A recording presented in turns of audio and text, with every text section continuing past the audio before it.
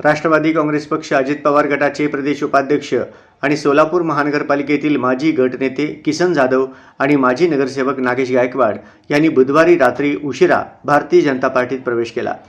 Hotel Balaji सरोवर येथे पालकमंत्री जयकुमार गोरे, आमदार सचिन कल्याण शेट्टी यांच्या प्रमुख उपस्थितीत हा प्रवेश झाला। यावेळी पालकमंत्री जयकुमार गोरे म्हणाले, भारतीय जनता पार्टीत प्रवेश केल्यामुळे आपल्या भागाचा, प्रभागाचा तसेच शहराचा विकास अधिक चांगल्या पद्धतीने करता येईल।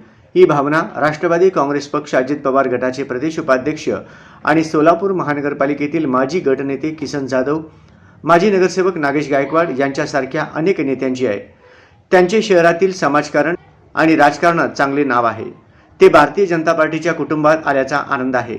माजी नगरसेवक किसन जाधव आणि माजी नगरसेवक नागेश गायकवाड यांच्या भारतीय जनता पार्टीतील प्रवेशामुळे प्रभाग क्रमांक 22 मधील 4ही उमेदवार भारतीय जनता पार्टीच्या चिन्हावर निवडून येतील याचा आम्हाला विश्वास आहे, असेही पालकमंत्री जयकुमार गोरे याप्रसंगी म्हणाले।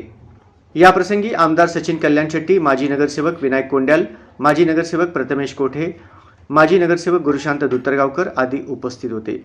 याप्रसंगी टकारी समाजाचे युवक अध्यक्ष विनोद जाधव, राष्ट्रवादी काँग्रेस युवकचे प्रदेश सरचिटणीस चेतन गायकवाड, टकारी समाजाचे माजी अध्यक्ष सचिन जाधव, अमोल लकडे, सागर कांबळे, दत्ता वाघमारे, उमेश जाधव, स्वप्नील शिंदे व माहुली जरग आदींनीही भाजपामध्ये प्रवेश केला।